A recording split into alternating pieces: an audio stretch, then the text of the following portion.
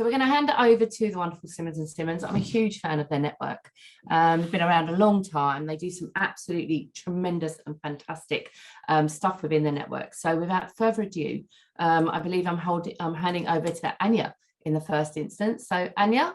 Thank you, Vanessa. Good morning, everybody. Thank you for having us and for giving us the opportunity to talk about our network. So I'm Anya Rontala. I am a corporate partner at the law firm Simmons and Simmons, and I co-chair our gender network, which we call TNOC. It didn't start being called TNOC, and it didn't start being called the Gender Network.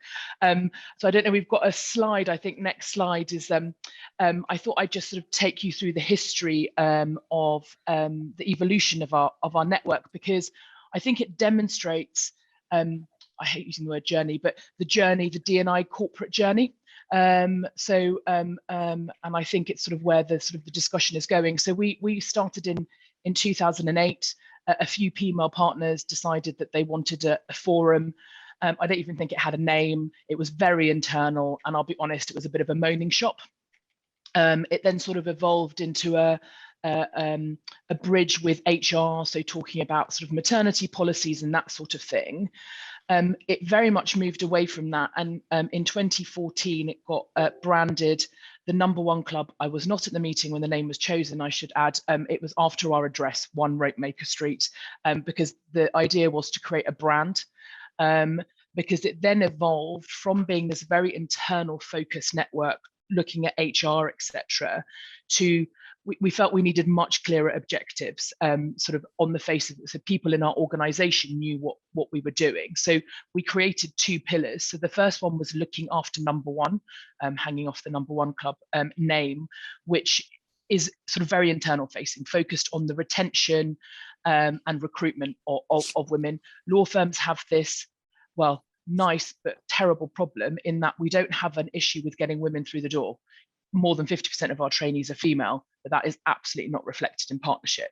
So that was a big focus for us. And then we did introduce a second pillar, which was our +1 pillar, which is our sort of external pillar, or one of our first external pillars, where we organised events for predominantly our female client base that men and women from Simmons could join. And that was a bit of a game changer for us, because I'll be honest, it really got buy-in internally, because we were making life easier for our colleagues. We were all, providing opportunities for them to talk to their clients. But then it massively evolved beyond that. One thing we were always keen on is that our now called Gender Network isn't an events network. It's not about organizing events. It's about creating change, bringing people together, sharing solutions, and being very inclusive, which was then sort of the next focus of ours, which was trying to increase male membership and male involvement. We are definitely not 50-50 in our committee, but we are probably about 30% men in our committee. And then I would actually say that 40% of the attendees at our events are men, which is, it would be lovely to be 50-50, but it's a lot further on than in 2008 when we started, when they wouldn't have dared come through the door in fear of sort of being lynched. And I should say, as part of a big shift in our sort of pillars, is that we don't talk about, we're obviously involved in the discussion, but we don't talk about things like HR policies. That is very much a firm-wide management thing. It is not something I think that a gender network should own, because it almost has a dilutive effect. These are business critical issues. We support it and we provide a voice and we advocate, but it's very much housed in management. And that was also a big game changer for us, is that we have brilliant, and have had for quite a while, sort of management support. Our senior partner is very active and supportive of the network, which again, it just makes it part of the business agenda. Then in 2017, we added our third pillar, which is collaborating as one, which is a sort of another external pillar, but a bit more focused on collaborating with other gender, women's, diversity networks at our clients. We've helped clients set up networks. We've helped them sort of on their journey from being very internal focused to more external focused. We work with people like the Law Society. So I was on the committee that helped put together the we wanted to be the Women in Law Charter, copying the Women in Finance Charter, but we ended up with a slightly watered down version, which was the Women in Law Pledge. It was something, it wasn't quite what we wanted, but that's sort of what we do. And obviously working with We Are the City and Gender Network and so forth. We also collaborate, and that's sort of the next bit, with our own internal other diversity networks. Intersectionality was a really big focus, was our theme, in fact, for last year. So we work a lot with our Emerge network, which is our race and ethnicity network, our LGBTQ plus network, our various religious networks, etc. So intersectionality is sort of a big piece of that. And then in 2021, we dropped the number one club thing, because I'm fed up of explaining what it means and saying we don't have notions of grandeur. And so we're just called TNOC, and actually that's just what people know us, how people know us in the firm. And maybe a bit late to the party, and I think we've been referring to ourselves as the Gender Network for quite a while, but we made it official last year. So we're absolutely not the Women's Network, we're very much the Gender Network, because as I'm sure all of you will say, it is about bringing all genders together to help push the dial. You can't do it in isolation, and there's no point talking to the echo chamber. So that's the evolution of TNOC. And I think, as I said up top, I think it's quite demonstrative of how the D&I discussion has gone in the corporate world, sort of going from very internal to much more a business critical issue, much more sophisticated in terms of looking at it from an intersectionality and all gender perspective, and being external facing and collaborating together. I think that's quite powerful. Just having the next slide just shows a few highlights from last year of things that we've done. Having said that, we don't want to be an events organizing committee. We do organize a lot of events, but events with purpose. So just a few highlights there. We just before the first lockdown, we were going to have an event with Michelle Hussein. We have lots of in conversation events, and it was going to be an in-person event. I think it was due to take place on, well, it was around International Women's Day, I think literally on the 11th of March. I think we went to lockdown, didn't we, on the 12th or something? So we cancelled that, and we held it last year around International Women's Day, and we did it all virtually. And actually that was great. I mean, sort of back to the breakout room discussions, it meant we had a really, really international group of attendees because it was virtual. What else have we done? Mastering the Menopause, Barbara, my colleague who will be speaking after me, who is a really amazing and active member of our committee and is on our innovation side, will be talking about the amazing journey we've been on in quite a short space of time. For International Women's Day this year, we had a real opportunity, actually, it was brilliant. We did a collaboration with ITN. So they did a sort of series, sort of a documentary series about breaking the bias. And we had a quite a large slot on that. And I think it was quite an honest contribution to the documentary about, with statements such as sort of 6 years ago, I would have snuck out the back door at 5:30 to go and pick up my kids. Now I shout about it, as I'm running down the stairs. So that was quite a powerful documentary. There's lots of stuff on my LinkedIn if you want to have a look at that. We have also been focusing on internationalizing our network. What we try and do is have chapters, local chapters in our local offices, and then we come together sort of twice a year, all the chapters, because I don't think it works to have one global committee, because I think our offices are at different points in their journey. So we launched Dubai last year, and then they had their first event this year for International Women's Day.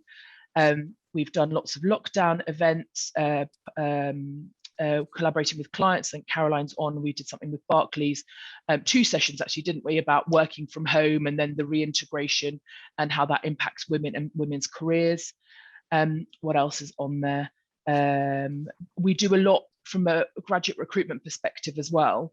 So we support lots of sessions for graduates, because we find that graduates are great and asking lots about D&I, and actually some have said that that's what helps them choose which firm they work for, values and the approach to D&I. I will stop there because Barbara will showcase our menopause work, because I think it shows the power of a network, and she's just done some amazing work. So Barbara, I will hand over to you if that is okay. Any questions, put them in the chat, email me afterwards. Very happy to chat. Super. Barbara. Thank you, Anya, and for taking us through the history of TNOC. So I'm delighted to be speaking to you about the Simmons experience of mastering the menopause.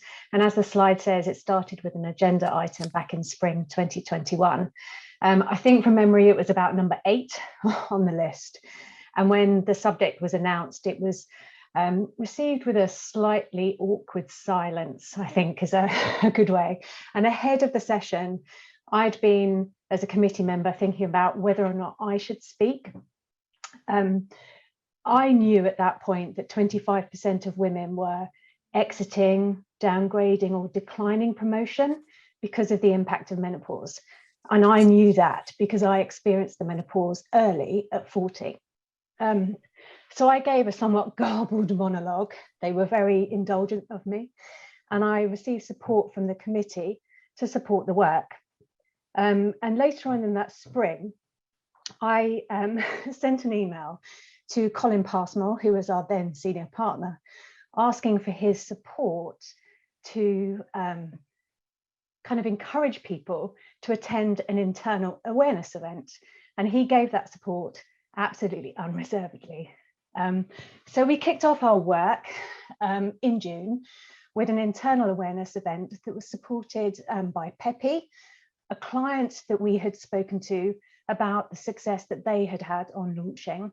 And as you can see, over the course of that year, we ran a number of things that were designed to kind of really key in to different activities. And we're all focused on simply talking about the subject, raising awareness, and we were able to jump on the back of some great work that was being done. Davina McCall was talking quite publicly. There was a TV program that actually was launched just ahead of our event. And that led to policy drafting, consultation. And in fact, actually, we started off thinking that a policy might not be the answer. We weren't actually sure if that was the way to go. Does a piece of paper actually move things forward? And through some sort of smaller focus sessions, people were telling us that they wanted a signpost. They wanted to know where to go to get information. So we've done that through our Wellbeing Hub. And that was just about putting great content from lots of different sources, because everybody likes to receive their information in a different way. But the policy drafting was a big step for us. It meant that we were able to take this from a TNOC subject, and as Anya referenced earlier, turn it into an HR subject as well. And in fact, our HR team had visited the menopause about 3 years earlier with very little uptake and interest. But this time round, it really landed well. So our HR team took over doing some of the work around nutrition, sleep webinar, and the TNOC team were able to focus on running a client event in the autumn, which was a way of inviting our clients and taking a subject that we had kept under that first pillar, that internal pillar, and turning it into an external event. And I think it's fair to say, probably quite bravely for Simmons, this is not the normal thing that we have done historically. We've not taken these things public, but we did with great success. We ran the session with 2 of our clients talking about how they had introduced menopause awareness into the workplace. One of our clients told the most amazing story about her own devastating experience with menopause. I'm very welcome to have that kind of openness being shared with an audience. And off the back of that, we then launched our menopause policy.